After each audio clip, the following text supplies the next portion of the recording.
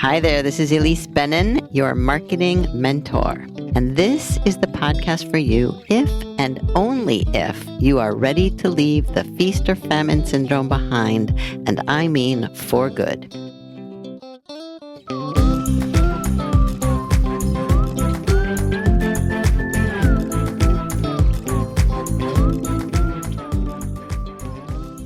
Today's episode is another experiment. It's a short solo episode in which I share what I learned this week when I asked for feedback on my Quick Tips email newsletter, which prompted me to reflect on the question, how promotional is too promotional? So listen and learn.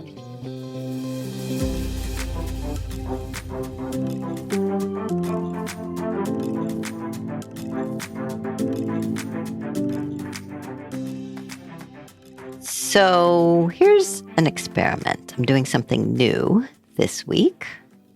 And one of the things I want to share is what I learned this week. Because at the end of my podcast intro, I always say, so listen and learn, which means you're going to learn something, I hope.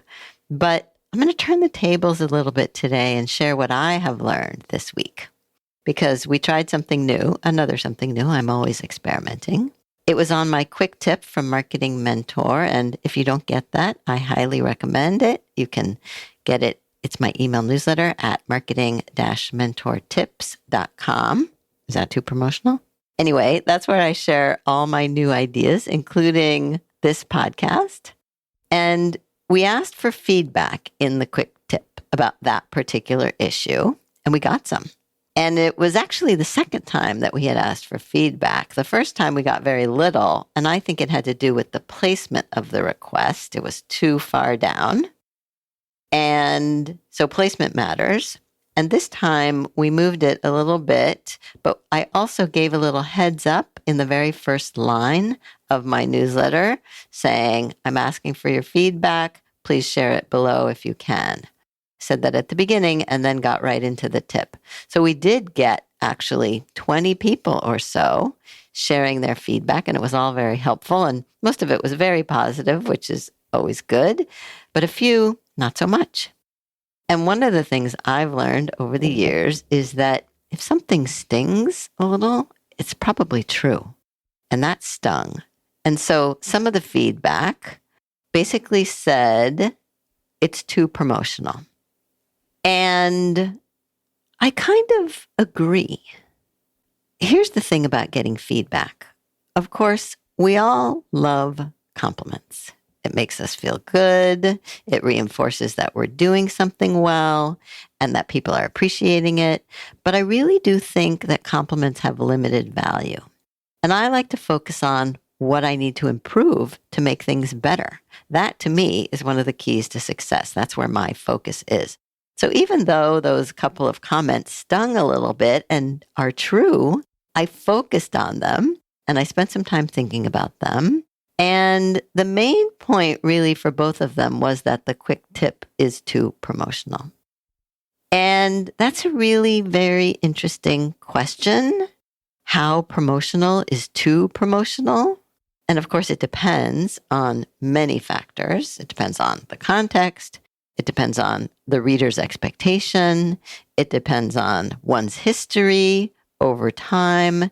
It depends on the actual timing of the message, whatever it is, many, many factors. But I do think it's an important question to be asking for someone like me and perhaps someone like you. And I think it's important to play a little with how promotional to be. And I'm walking a very fine line because I want to provide value in my quick tip. I mean, it's my email newsletter. I've been sending it out for at least 20 years. It started originally, actually, as a paper newsletter that I would bulk mail to people. And it has obviously evolved since then. And it is free. And because it's free, I think the expectation is, yes, I'm also using it to promote my products and my services. But I'm also using it to practice what I preach, which is to use generosity as a marketing tool. So I do like to give away a lot of information and tips, hence the name Quick Tips. and to share what I've learned, like I'm doing here on the podcast. But I also want to make sure you know, if you need it, that there's more help available. And I think whoever you are, if you're promoting something, that's a nice balance to try to find, giving value, but also making sure people know that there's more if they want it and when they want it. And one of the comments actually referenced the 80-20 rule, which, as I understand it, means that you should have 80% fresh content or non-promotional content and 10 to 20% promotional. And that is a good guideline to follow, although I'm not sure I would use it as a rule. I don't like rules, but certainly it's a good guideline. And you could think about that in a couple of different ways. You could say 80% of my messages are fresh content and 20% are promotional. Or you could say that within each message, 80% is going to be content of value and 20% is promotional, which also has value, by the way, for certain people. And actually what that means is value is in the eye of the beholder, because one of the people who responded said it's a little annoying to see promotions for things they had already bought, which is good that they bought it, but then they see everything else that references that thing perhaps as promotional. And so, of course, I understand that this person would perceive less value, but another person really looking for help in that moment, and again, because timing is everything when it comes to marketing, even the promotional parts would provide and be perceived as valuable because they're helpful. That is the goal, to offer something that is helpful, even when people have to pay for it. In fact, especially if people have to pay for it. I do think people value something more when they pay for it. And finally, I think my main point is that everyone is different and every situation is different. And so I have to find the perfect or imperfect ratio of promotional to non-promotional, and so do you. But one of the things I've learned this week from this experiment of asking for feedback, which I will continue to do, so please share it if you get my quick tips, and if you don't, I hope you will subscribe at marketing-mentortips.com. Is that too promotional? I don't know. I want you to know it's there if you want it. You don't have to. I'm not forcing you. But that said, I will continue to provide as much value as possible while also promoting what I have to offer. So more soon. So I hope that was helpful. I'll continue to share what I'm learning, but one baby step you can take to begin to answer this question for yourself is, yes, to ask for feedback. You can do it one-on-one from people whose perspectives you respect and value, or you can do it as a poll on LinkedIn or in your newsletter. You do have one, right?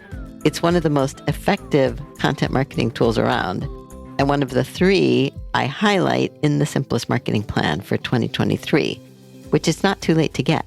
Is that too promotional? Anyway, if you want more from me, make sure you're signed up for my quick tips, which come out every other week.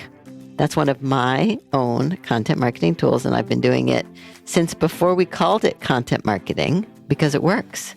My quick tips email newsletter not only keeps me top of mind, but also removes your burden. You don't have to remember I'm out here because I'll keep reminding you so that when you're ready for help, I'm in your inbox, or I'll be there soon. And you can do that for your clients and prospects too. That's what works. So if you want to build a thriving business on your own terms, the first step is to sign up for my quick tips at marketing-mentortips.com. Once you're on the site, you'll find lots more free resources. Enjoy, and I'll see you next time.